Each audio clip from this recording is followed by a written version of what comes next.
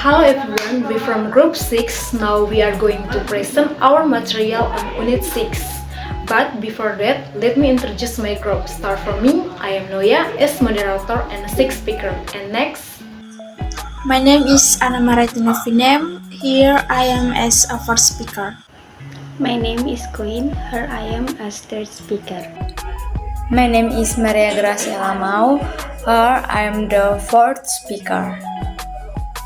Hello, my name is Nubila Anastasia Riki as fourth speaker.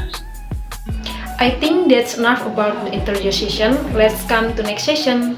The first topic we will explain is definition of depreciation. So let the first speaker to explain. First material is definition of depreciation. In general, depreciation is defined as an accumulation of costs that will be transferred or allocated as fixed assets within a certain period or period. There are several definitions of depreciation according to experts. The first, according to Rudianto, depreciation is the allocation of the cost of a fixed assets as an expense to the accounting period that enjoy the benefits of the fixed assets.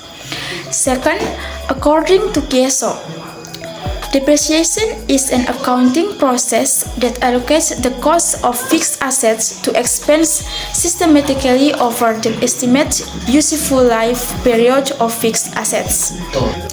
The last, according to Gibson, depreciation is the process of allocating the cost of buildings and machinery over their useful life.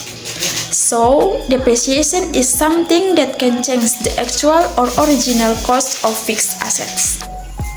Fixed assets are tangible assets acquired in ready-to-use form at phase, which are used in the company's operations, are not intended to be sold in the course of the company's normal activities, and have useful life of more than 1 year. Accounting period depreciation is charged to income either directly or indirectly. Amounts that can be depreciated is the amount of the acquisition of an asset or another amount substituted for cost in the financial statements minus the remaining value. Measurement of depreciation of fixed assets is based on both economic life, can be short than technical life, for example due to rapid technological change. Depreciation-based financial accounting standards. Fixed assets are tangible assets acquired in ready-to-use form or built in advance, which are used in the company's operations, are not intended to be sold in the course of the company's normal activities, and have a useful life of more than 1 year. Land usually has an indefinite useful life and is usually not considered as an depreciable asset. However, land that has a limited useful life for the company is treated as an depreciable fixed asset. Depreciation is the systematic allocation of an asset value that can be depreciated over its estimated useful life. Accounting period depreciation is charged to income, either directly or indirectly. Amounts that can be depreciated is the amount of the acquisition of an asset or another amount substituted for cost in the financial statement minus the remaining value. Measurement of depreciation of fixed asset is based on both economic and technical life. Economic life can be shorter than technical life, for example due to rapid technological change. Residual value is the net amount that is expected to be obtained at the end of the useful life an asset after deducting the estimated disposal costs.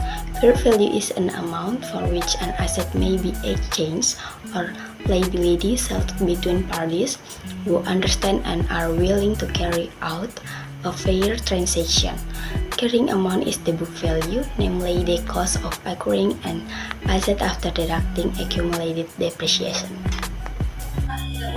The next material is advantages and disadvantages of depreciation method.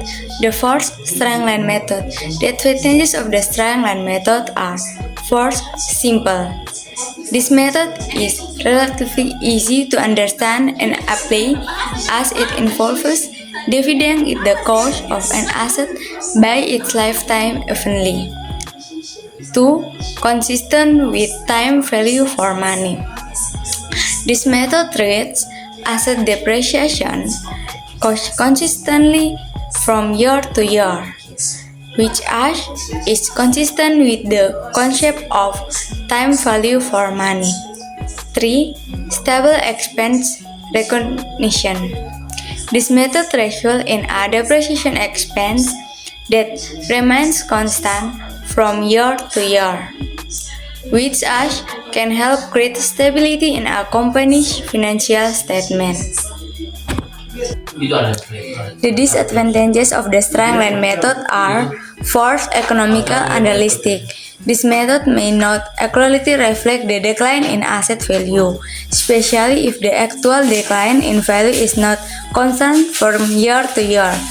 2. Does not reflect more intensive, as the straight-line method does not take into account the fact that an asset may decline in value more quickly if it is asset intensively early in its life.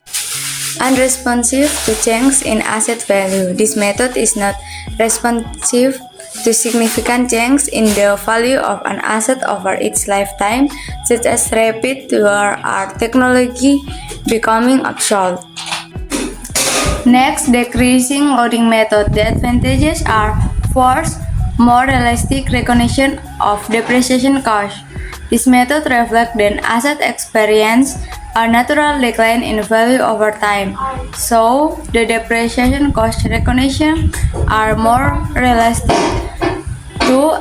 Adjustment with asset as depreciation cost decreasing in line with the decrease in asset as, which is in accordance with the principle that the asset provides greater benefit early in asset life. 3. Stability of net profit. As depreciation expense decreases from year to year, this can lead to stability in a company's net profit from year to year. The disadvantages are inaccurate expense recognition. Decline depreciation charts may not always accurately reflect the decline in asset value, especially in the actual decline in value is slower or faster than anticipated. 2. Not consistent with the time value of money. This method is not always consistent with the time value of money because it recognizes greater cost early in the asset life. 3. Calculation complexity.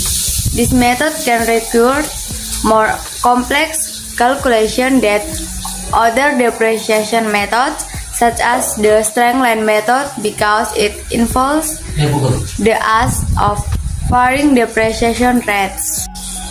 Next, the decline balance depreciation. The advantages are: first, recognition of higher cost at the beginning of life.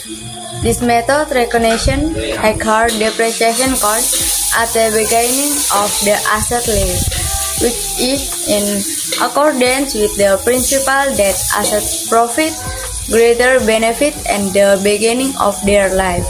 2. Consistent with asset performance. This method reflects the that asset may experience a more rapid decline in value early in their life, especially in they are asset intensively in the early stage. 3. Faster reduction of net income. Because higher depreciation costs are recognized early in the life of the asset, this method can result in faster reduction of the net income, which can reduce a company's tax liability. The disadvantages are recognition of higher costs at the beginning of the life, while this is also an advantageous recognition of higher costs at the beginning of the life can also be a disadvantage depending on the company's cash flow needs. 2. Calculation complex. The declining balance method can require more complication calculation, especially if the depreciation rate varies from year to year. 3. Not consistent with time value of money. This method is not always consistent with the time value of money because it recognition higher depreciation cost early in the asset life. Difference among depreciation methods. According to the Indonesian Accountant Association, depreciation can be carried out using various methods, which can be grouped according to the following criteria. The first is basis on time, consisting of straight line method. The straight line method is a method that attempts to allocate the depreciable amount of an asset evenly over its useful life. 2. Decreasing loading methods. The accelerated depreciation methods attempts to allocate the depreciable amount of an asset more proportionally to the earlier portion of the asset useful life. 3. Declining balance method or double declining balance. In the declining balance method, the annual depreciation expense is obtained after multiplying the net carrying amount or book value by a rate-mean ratio. Mathematically, the amount that can be depreciable will never be fully allocated in this method. Therefore, to make things easier, the remaining amount that can be depreciated at the beginning of the last year of useful life is written off an annual depreciation expense in the last year. Next, basis on usage. 1. Service hour method. A method of calculating depreciation for fixed asset, where the depreciation expense in an accounting period is calculated based on how many hours the fixed asset is used in the accounting period with the formula depreciation equals the cost of the asset minus its residual value divided by the estimated hours of use. And finally, the last topic is example concrete case. The first case I will explain is Perum Damri. Perum Damri have difference between depreciation calculation based on Perum Damri Samarinda base with depreciation calculation based on analysis using depreciation financial accounting standard number 16. Based on Perum Damri, namely 1,280,420,000, and meanwhile, based on analysis using depreciation financial accounting standards number 16, namely 1,361,160,354 Indonesian rupiahs. So, difference in calculation is 142,740,334 Indonesian rupiahs. The solution from this case, Perum Damri carry out 3 depreciation method and take into account all costs incurred to obtain the equation value. Next, the second case about PT Karya Jaya Lestari Financial Accounting use the double declining balance method. PT Karya Jaya Lestari have different in expenses, machine, vehicles, and office inventory depreciation since 2014 until 2016. For different in value, you can look at the papers.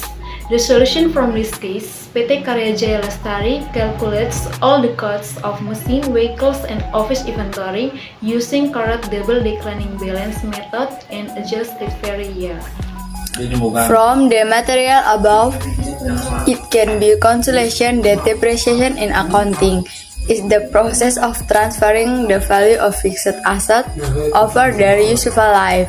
In consolation, depreciation is an important accounting method to reflect the decline in the value of fixed asset over time. 3. By allowing companies to record costs arising from the use of this fixed asset and to account for asset depreciation in the financial statement. Commonly, asset depreciation methods include the straight line method, the declining balance or production unit method, depending on the characteristic and needs of the company. It is important to note the depreciation is not a physical education in the value of an asset, but is a system allocation of the cash of asset to reflect its use over its useful life. Suggestion: it is hoped that all readers will understand the values contained in this depreciation paper. Hopefully it will be useful and can be used as reference material to increase insight. Well, that's all about presentation, and we are going to the last session. It is question.